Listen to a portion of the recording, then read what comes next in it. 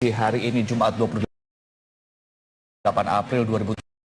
Selain 3 berita utama tadi, kami juga akan menyajikan 2 perbincangan. Salah satunya adalah mengenai kasus penembakan oleh polisi dan juga mengenai pemerintah daerah yang dianggap tidak fokus untuk melakukan penganggaran di daerah masing-masing. Bersama saya Ade Mulya dan saya Yohana Margareta. Inilah Metro Pagi Prime Time.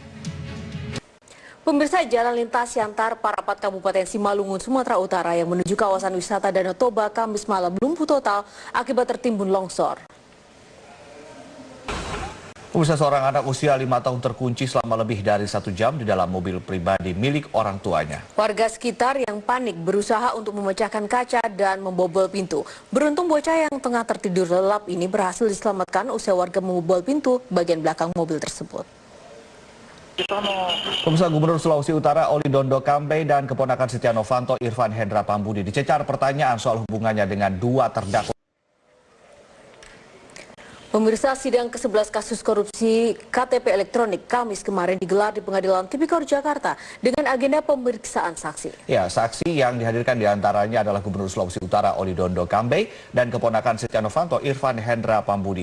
Keduanya dicecar pertanyaan soal hubungannya dengan 2 terdakwa kasus korupsi iktp.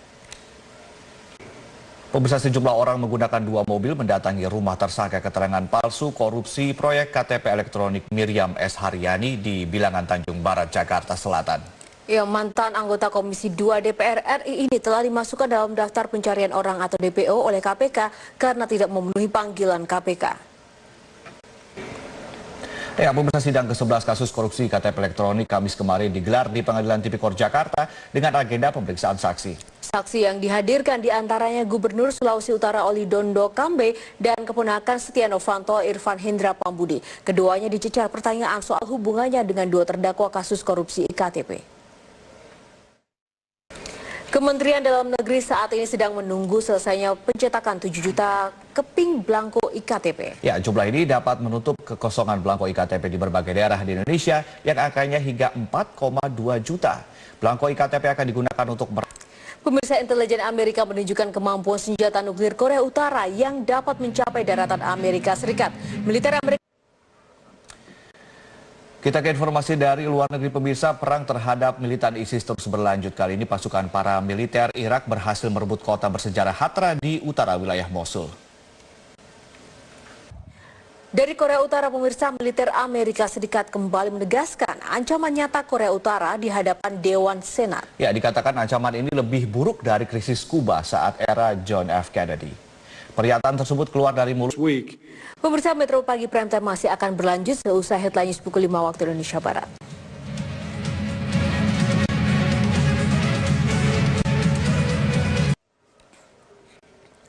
Pemirsa, Kongres Amerika Serikat sedang membahas anggaran pemerintah untuk masa 29 April hingga 20 September 2017. Jika sampai 28 April ini tidak ada kesepakatan, maka pemerintah Amerika Serikat terancam tutup alias shutdown. Pemirsa, hari ini tepat sudah 100 hari pertama Donald Trump menjabat sebagai Presiden Amerika Serikat. Ya, meski baru 100 hari pemerintahan Donald Trump banyak diwarnai hal yang kontroversial. Dan saat ini kita telah terhubung dengan reporter VOA Helmi Yohanes dari Washington DC, Amerika Serikat. Kita akan langsung ke Helmi. Selamat pagi, Mas Helmi. Selamat sore dari Washington. Oh iya, selamat sore dari Washington. Mas Helmi, apa saja sebenarnya pencapaian Presiden Trump kali ini dalam 100 hari pertamanya dan apa saja yang dianggap belum tercapai oleh oposisi? Ya, jadi Yohana, saat ini sebenarnya dukungan publik terkait pemerintahan Donald Trump. Ya, jadi jajak pendapat dari 538 itu menunjukkan saat ini dan Ade di Metro Pagi. Ya, terima kasih Mas Helmi Yohanes melaporkan dari Washington DC, Amerika Serikat. Ya, pemirsa, kita beralih ke informasi lain. Bentrokan kembali terjadi antara tentara Israel dan warga Palestina di tepi barat. Bentrokan bermula saat warga Palestina sedang menyuarakan aspirasi mereka untuk tahanan Palestina di penjara-penjara Israel. Pemirsa, hingga kini penyelidikan kasus bunuh diri siswa Amel Nasution masih terus dilakukan. Amel diduga bunuh diri karena tertekan setelah Kembali di Metro Pagi Prime Time, pemirsa, Polda Bengkulu memastikan akan memproses anggota polisi pelaku penembakan anak kandungnya yang berakibat korban meninggal dunia. Hingga saat ini polisi masih mencari pelaku melarikan diri. Kasus peristiwa polisi menembak istri maupun anak kandung hingga tewas beberapa kali terjadi karena berbagai alasan. Berbagai kasus kelalaian dan penyalahgunaan senjata api oleh oknum kepolisian terjadi dalam rentan waktu singkat di berbagai daerah. Dengan mudahnya peluru dimuntahkan oleh anggota kepolisian yang menyebabkan jatuhnya sejumlah korban jiwa. Kita akan langsung menuju ke rekan Harya Digdaya untuk mereview kembali dan juga mengulas apa saja insiden penyalahgunaan senjata api yang dilakukan oknum kepolisian. Kita ke Harya saat ini di Palembang. Harya, apa saja kasus yang terjadi dalam rentan waktu 1 bulan terakhir ini terkait kasus kriminal yang melibatkan aparat kepolisian? Dalam rentang waktu 1 bulan terakhir, Yohana, Dengan penyelesaian hukum dari berbagai kasus tersebut? dari berbagai kasus yang terjadi selama rentan. Baik, Harya Digdaya, terima kasih untuk ulasan Anda pagi ini. Harya Digdaya melaporkan dari Palembang, Sumatera Selatan. Pemirsa, deretan kasus peristiwa polisi menjadi tersangka atas peristiwa hukum beberapa kali terjadi. Polri diimbau untuk memperbaiki sistem pengawasan internal dari pusat hingga ke daerah. Apa langkah Polri untuk memperbaiki SDM-nya dan juga bagaimanakah proses pelaksanaan rekrutmen anggota Polri dan juga bagaimana memaksimalkan pengawasan atasan dan juga bawahan sehingga anggota polisi tidak lagi tersandung kasus hukum. Dan kali ini sudah tersambung bersama kita Irjen Pol Arief Sulistianto, Asisten Kapolri Bidang SDM. Kita sapa Pak Arief. Selamat pagi Pak Arief. Selamat pagi, Mbak Yohana. Ya, terima kasih Pak Arief sudah bergabung bersama Metro Pagi Prime Time. Pak Arief, terkait dengan maraknya berbagai macam kasus yang melibatkan aparat kepolisian, baik kriminal maupun yang beberapa waktu terakhir adalah penggunaan kelalaian dan penggunaan senjata api. Sejauh mana sebenarnya pengawasan internal di tubuh Polri sendiri? Iya, kita melihat Arief, kemudian pertanyaannya adalah jika regulasinya sudah benar dan sudah lengkap begitu, lalu celah mana yang bisa dimanfaatkan oknum-oknum itu sehingga bisa kecolongan. Namun jangan dijawab dulu, kita akan jeda dulu Pak Arief, dan sesaat lagi Metro Pagi Prime Time akan segera kembali untuk Anda.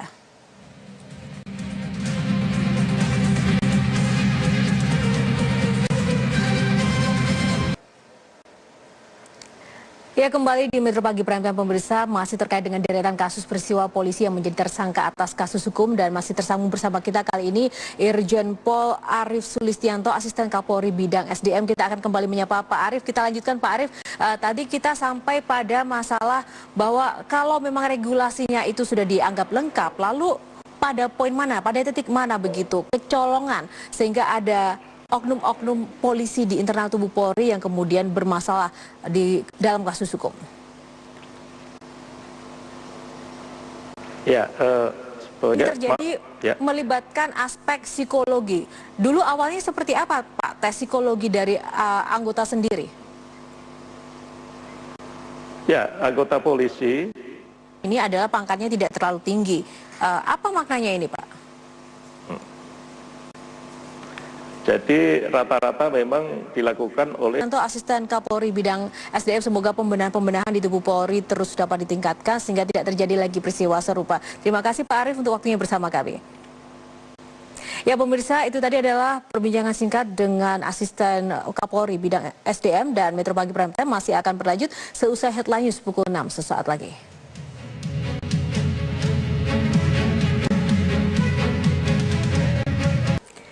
Pemirsa, ratusan penyandang disabilitas di Jember, Jawa Timur menerima bantuan kaki dan tangan palsu yang langsung diserahkan gratis oleh Bupati Jember.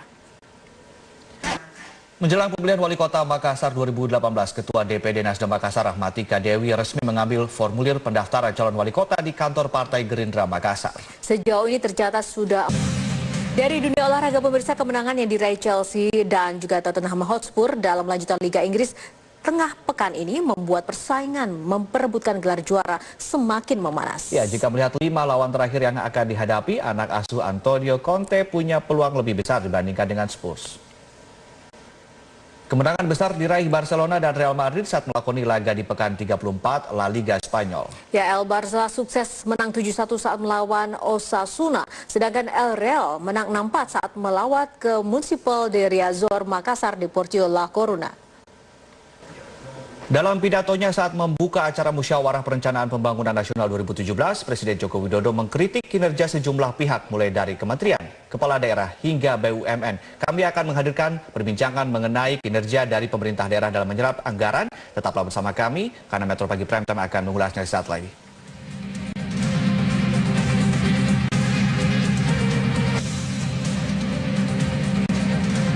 Pemirsa, TNI Angkatan Udara secara resmi mempensiunkan pesawat tempur F-5E Tiger dari Dinas Alutsista. Ya, sebagai tanda masa bakti, salah satu pesawat tempur F-5 dengan nomor ekor TS-0503 masuk Museum Dirgantara Mandala Lanud Adi Sucipto, Yogyakarta. Ya pemirsa, informasi tadi juga sekaligus menjadi penutup perjumpaan kita dalam Metro Pagi Prime Time kali ini. Atas nama kerabat yang bertugas, saya Yohana Margareta. Dan saya Ade Mulia mengucapkan... Inilah headline pukul 9 waktu Indonesia Barat, saya Yohana Margareta. Sejumlah pengunjuk rasa menerobos masuk ke dalam gedung parlemen Makedonia dan memukuli beberapa anggota parlemen. Aksi tersebut sebagai protes atas pemilihan ketua parlemen yang baru. Para pengunjuk rasa menerobos masuk ke dalam gedung parlemen Makedonia. Demikianlah headline news untuk saat ini dan sesaat lagi Selamat Pagi Indonesia akan kembali hadir untuk Anda. Sampai jumpa. Selamat pagi pemirsa, inilah headline pukul 10 waktu Indonesia Barat. Saya Yohana Margareta. Kapolri Jenderal Tito Karnavian pagi ini melantik dan merotasi sejumlah perwira tinggi di lingkungan Mabes Polri sebagai penyegaran di dalam internal lembaga Polri.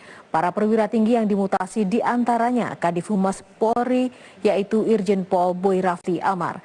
Dan Mila Amalia akan melaporkan selengkapnya langsung dari PT IKA Polri Jakarta. Kita ke Mila kali ini, siapa saja yang dilantik pada pagi ini, Mila? Ya, selain... Baik, Mila Amalia melaporkan dari PT IKA Jakarta. Terima kasih Mila. Pemirsa, demikianlah headline news untuk saat ini dan headline news selanjutnya akan hadir 1 jam dari sekarang. Sampai jumpa.